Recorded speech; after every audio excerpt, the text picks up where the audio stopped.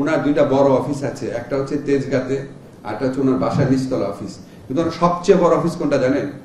ওনার সবচেয়ে বড় অফিস হচ্ছে হোয়াটসঅ্যাপ। আমি ওনাকে বক্তৃতা লিখে হোয়াটসঅ্যাপে পাঠিয়েছিলাম একবার, উনি আধা ঘন্টার মধ্যে সে বক্তৃতা এডিট করে হোয়াটসঅ্যাপে আমাকে পাঠিয়েছেন বাংলাতে। যে কাজগুলো, যেটা এত বড় সমস্যা হচ্ছে, এটা ব্র্যাক করে দিয়েছি, এটা ড্যাফোডিল করে দিয়েছি। আমাদের এখানে লোকজন এসে বলে আমরা কিভাবে হেল্প করতে পারি। দেখেন, এই যে আমাদের আইনজীবী সমিতির সভাপতি ভাই আছেন, দেখেন একটা ছোট্ট এক্সাম্পল বলি, একটু অপ্রাসঙ্গিক মনে হবে। আমি ঢাকা ইউনিভার্সিটি ফুলার রোডে থাকি, সেখানে দেখি যে মসজিদের মধ্যে আপনার এসি লাগাবে। তা আমি বললাম এসি লাগানো হচ্ছে না কেন? বলে এটা 2.5 বছর যাবত বলে ইউনিভার্সিটি খালি চিঠি দিচ্ছি, 2.5 বছর যাবত। তা আমি বললাম আমরা এখানে কতগুলো ফ্যামিলি থাকি? বললো এরকম 110টা ফ্যামিলি। তা আমি বললাম আমাদের কি 2000, 3000, 5000 করে টাকা দেওয়ার সামর্থ্য নাই?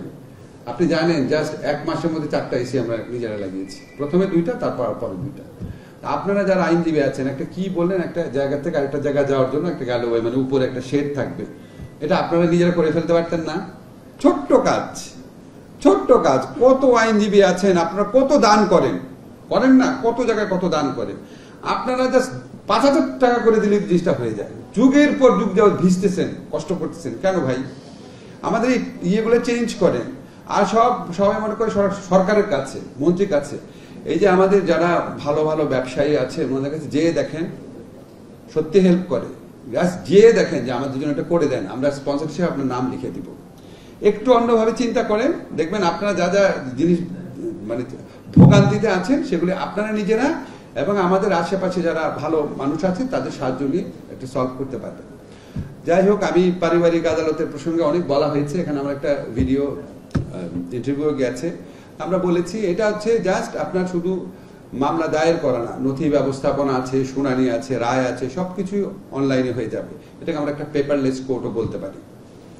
এটাতে যে ভোগান্তি কমবে, সময় বাঁচবে, দুর্নীতি কমবে, খরচ কমবে, এটা নিয়ে আমাদের কারো কোনো সন্দেহ নেই। এবং রেজওয়ানা খুব ক্লিয়ারলি এটা আপনাদের বলেছে, আরো অনেকে বলেছে। আমি এটা এমফাসাইজ করতে চাই, আপনারা লয়ার এটার গার্ডিয়ান হন, আপনারা এটার গার্ডিয়ান হন। আপনারা ইনশিওর করেন যে এটাকে কেন যেন পলিউট করতে না পারে, এটাকে কেউ যেন ডিস্টেবিলাইজ না করতে পারে, এটা যেন এখান থেকে যে যাত্রা শুরু হয় এটা যেন থেমে না থাকে। দেখেন ডিজিটালাইজেশনের সুবিধাটা কি, আমরা সবাই বিকাশ ইউজ করি না? কত সহজ করে দিয়েছে আমাদের জীবন। আমরা হোয়াটসঅ্যাপ ইউজ করি, আপনি জানেন আমাদের যে মাননীয় প্রধান উপদেষ্টা আছে, ওনার দুইটা বড় অফিস আছে, একটা হচ্ছে তেজগাঁতে, আরটা হচ্ছে ওনার বাসার নিচতলা অফিস। কিন্তু ওনার সবচেয়ে বড় অফিস কোনটা জানেন?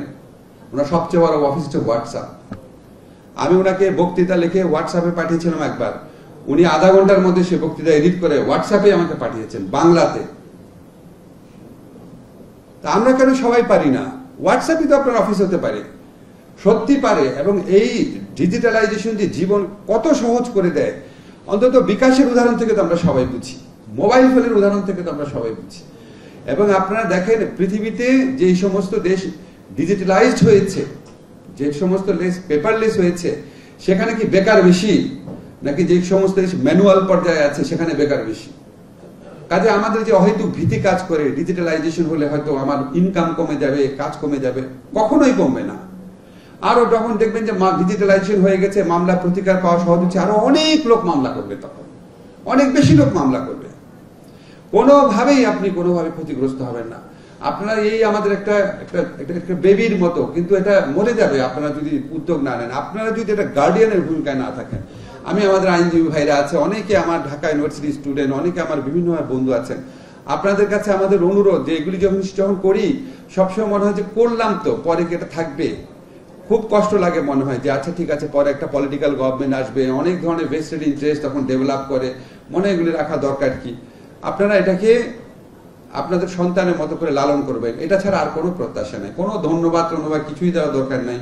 আমরা সত্যি, আমরা যারা উপদেষ্টা মণ্ডলীতে আছে, আমরা সত্যি মিন করি যে we just want to make some positive difference, আর কিচ্ছু চাই না। এখন আপনাদের কয়েকটা কথা বলি, আমরা কিন্তু শুধু এটা বিচ্ছিন্ন একটা উদ্যোগ হিসাবে করছি না। আমাদের অনেক উদ্যোগের কথা ফায়েজ বলেছে, অনলাইন বেল বন্ড করেছি আমরা, কিন্তু অনলাইনে সরকারি যারা সাক্ষ্য আছে তাদের সাক্ষ্য দেওয়ার ব্যবস্থা করেছি। ছোট্ট একটা কাজ, যারা পুলিশ আছেন, ম্যাজিস্ট্রেট আছেন, চিকিৎসক আছেন, ওনারা অনলাইনে সাক্ষ্য দিবেন। এই সাক্ষ্যের অভাবে বলে দিনের পর দিন মামলা ঝুলে থাকে। আপনারা জানেন, আপনারা আমাকে অনেকে যখনই দেখা হয় বলেন যে সিপিসিতে এত ভালো একটা অ্যামেন্ডমেন্ট করে দিয়েছেন, অনেক সময় বাঁচবে, অনেক কিছু বাঁচবে। তা আমরা এগুলি করছি, এগুলি তো খালি মনে হয় যে সবুর ভাই বলো না নিয়তের ব্যাপার, খুব কঠিন তো কোনো কাজ না। তা আমরা তো দেশটাকে একটা অন্য জায়গায় নিয়ে যেতে পারি। আমরা আইন মন্ত্রণালয়ের পক্ষ থেকে 21টা রিফর্মের কাজ করেছি, 21টা, এবং আমরা মনে করি যে এগুলি কিছু টিকবে না যদি আপনারা এগুলিকে কন্টিনিউ করতে না চান। আপনাদের আইনজীবীদের শক্ত ভূমিকা রাখতে হবে। আমাদের যে ই রেজিস্ট্রেশন প্রজেক্ট আছে সেটা আমরা শুরু করে দিয়ে যাব, ই জুডিশিয়ারি আমরা শুরু করে দিয়ে যাব। আমরা আশা করব আমাদের যারা পলিটিক্যাল পার্টিগুলো আছেন ওনারা নিশ্চয়ই আমাদের চেয়ে দেশকে বেশি ভালোবাসেন এবং সেটা প্রমাণ করবেন, এগুলি কন্টিনিউটি রাখবেন। সংস্কারের প্রসঙ্গে কয়েকটা কথা বলি। আপনি কয়েকটা দেখবেন বাংলাদেশের সংস্কার নিয়ে কয়েক ধরনের বিভ্রান্তি কাজ করে।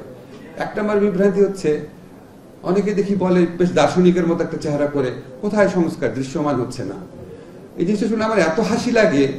বিচার যতদিন প্রতিদিন আইসিটিতে বিচার প্রতিদিন টিভিতে দেখায়, তখনও বলে বিচার দৃশ্যমান হচ্ছে না। ফাজলামের তো সীমা থাকা দরকার। প্রতিদিনই দৃশ্যমান, তাও বলে কই দৃশ্যমান হচ্ছে না। তা আপনার তো চোখটা থাকতে হবে দেখার। তা আমাদের এখানে যেই সংস্কার হয়নি সেটা নিয়ে আপনার আকাঙ্ক্ষা থাকবে, অভিযোগ থাকবে, হাহাকার থাকবে। যেগুলি হয়েছে সেগুলিকে একটু কাইন্ডলি অ্যাপ্রিসিয়েট করেন, মানুষকে আশাবাদী করেন, মানুষকে জানান